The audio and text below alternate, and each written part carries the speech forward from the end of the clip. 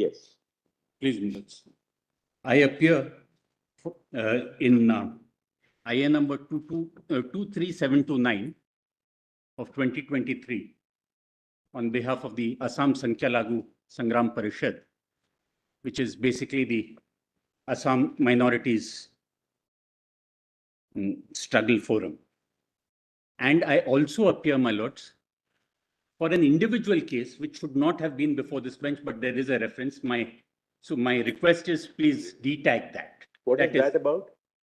An individual person who was declared to be a foreigner. Somehow that bench. So that is. I'll give the number. That is 0.15 today. Fatiman Nisa. My submissions, my lords, are in volume 2, page 173 to 179, and volume 2B.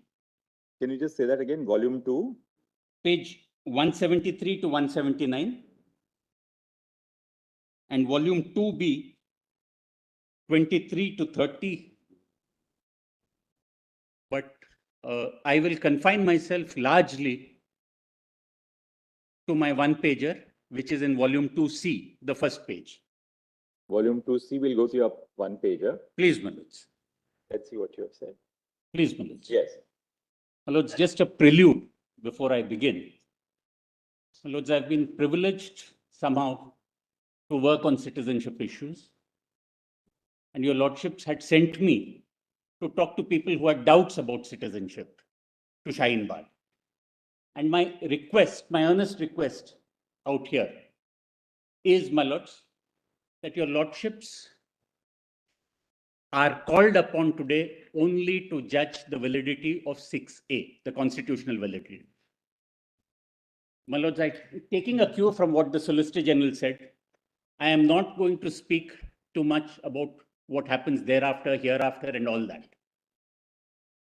Because, my lords, my experience has been that any word with regard to citizenship, which is said even slightly here and there, has consequences far beyond one state.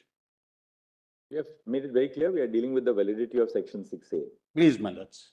Now let's see your one-pager. My lords, citizenship of India is the right to have all rights guaranteed under the Indian Constitution.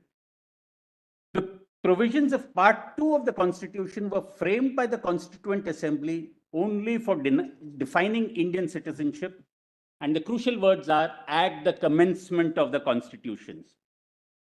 This definition of citizenship was necessary in order to define eligible voters to elect a new parliament. That was the crucial thing, my lords. At that point of time, we were a new nation. We were a nation that had suffered a partition. There was a question as to who was an Indian and who was not an Indian. And therefore, the constitutional architecture of Part 2 was that we would define only at the commencement who is a citizen. Thereafter, that last one, Article 11, left the field open to Parliament to do what it thought fit in the circumstances. The situation also had to take into account migrations due to partition. The Constituent Assembly therefore limited their definition for the commencement and give full powers to Parliament to define citizenship, grant it or take it away. The first Parliament therefore enacted the Citizenship Act 1955 to regulate citizenship. Well, it's just a couple of dates. Firstly, the date of 19th of July 1948. Why was it chosen? If your lordships were to go to volume 4, page 359, 3599. 3059. 3599, volume 4. Dr. Ambedkar's response. Instead of reading it, just tell us if you can just make the point. The point simply is, Dr. Ambedkar said in the Constituent Assembly. In the Constituent Assembly. Dr. Ambedkar said that, look, we have brought about an ordinance with effect from the 19th of July 1948, which would put in place a permit system. Your Lordships would recall from the arguments prior that those who had left India and gone across the border, they needed a permit to come back for resettlement. That resettlement date, after the 19th of July 1948, they needed this permission. And that permission was very difficult to get. This, however, applied largely to the western border. On the eastern border, there is Mr. Iyengar, who at page 3672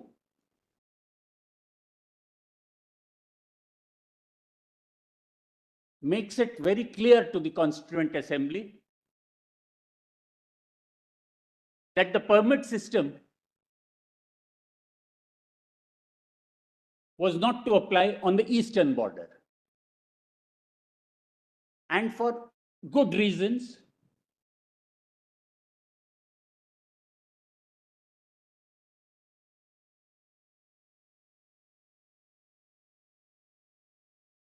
That there was a substantial number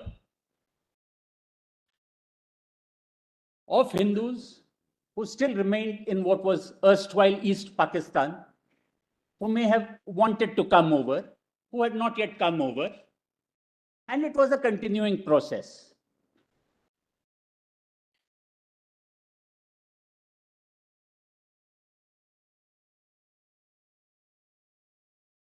Among the Hindus who later came over was the first Law Minister of Pakistan, Jogendranath Mandal. Mr. Mandal, my lords, died in poverty, but he had several crucial interventions, and the most important was that he got Dr. Ambedkar elected to the Constituent Assembly from Bengal. And once that portion went over to East Pakistan, Dr. Ambedkar had to be re-elected from Bombay, and that's how he came on to head the drafting committee. So, my lords, there was a fluidity in identification of Indian citizenship. While on the western border, it was reasonably clearly drawn. On the eastern border, it was, as a matter of constitutional history and drafting, kept deliberately fluid. Well, if I can now revert back to my note.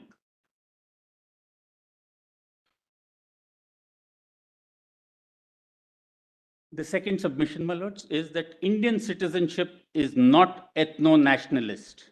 It's not based on language, religion, or culture. There is no superior or inferior citizenship based on ancestry of any type. This court should eschew any statement that may ever unintentionally be judgmental of such claims, especially in the emotive areas of India's northeast.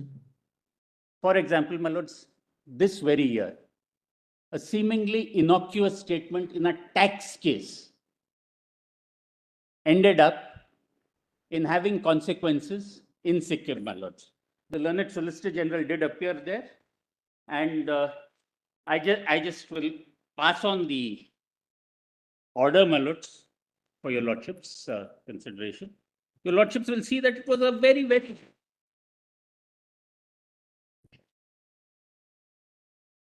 I'll just give it probably just 1 minute.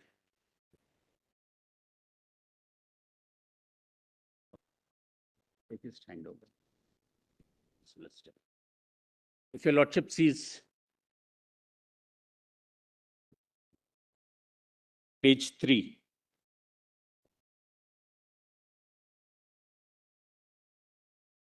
we think it just and proper and in the interest of justice to correct certain phrases in paragraphs 10A and 77 of the judgment by making the following correction. The sentence, therefore, there was no difference made out between the original inhabitants of Sikkim, namely the Bhutia Lechas, and the persons of foreign origin settled in Sikkim, like the Nepalis or persons of Indian origin who had settled down in Sikkim generations back, stands deleted. My lords, this was, people from Sikkim were entitled to a tax exemption.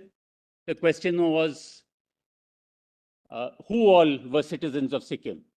Even an innocuous sentence saying that there was no difference, then, my lords, had huge emotive consequences.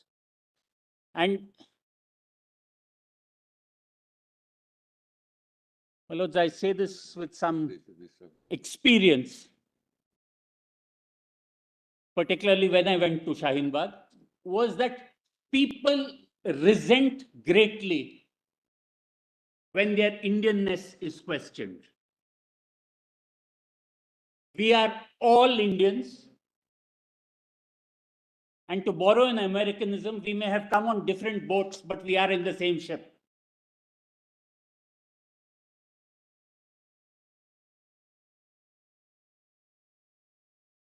So 19 July 1948 actually is Please. the date of the introduction of the permit system. Yes. I was actually just looking at 3599. Yes, my lords. Just let's actually read it because nobody had read it to us. Please, my lord. Learned brothers will also have the benefit of that. Please, my lords, if your lordship. Just and then we'll be done. The other things you have now you have orally told us. I've also gone Please, through my that. lords. 3599. 3599. This was not Constituent Assembly debate. Volume This was, 4. this was a debate in connection with what? My lords, with regard to citizenship itself, if your lordship sees the earlier pages. This is this part of the Constituent Assembly debate? Yes. Okay. Please, my lords. Just that part, you know, I'll Please, show you. You can read that one Yes. middle Then of I page. come. This permits us. You need not read the whole para. Okay, all right. You can just about 10 lines down. This my lord. permit system was introduced from 19 This July. provision had to be introduced because the government of India, in dealing with persons who left for Pakistan and who subsequently returned from Pakistan to India, allowed them to come and settle permanently under a system which is called a permit system. This permit system was introduced from the 19th of July 1948. Therefore, the provision contained in Article 5B deals with citizenship of persons who, after coming from Pakistan, went to Pakistan and returned to India. Provision is made that if a person has come on the basis of a permit issued to him for resettling or permanent return, he alone would be entitled to become a citizen on the date of commencement of the Constitution. I may say, sir, that it is not possible to cover every kind of case for a limited purpose, namely the purpose of conferring citizenship on the date of the commencement of the Constitution. If there is any category of persons who are left out by the provisions contained in this amendment, we have given power to Parliament subsequently to make provision for them. I suggest to the House that the amendments which I have proposed are sufficient for the purpose and for the moment, and I hope the House will be able to accept these amendments. So that, my lords, is why the date was chosen and the architecture put in, that in the beginning we have to decide who are our citizens, who will then be voters, who will then participate in the general elections. My lords, curiously, all this thing about permits, and if you went over to Pakistan, had also consequences on facts of each case. There was a gentleman who went to school in Bombay.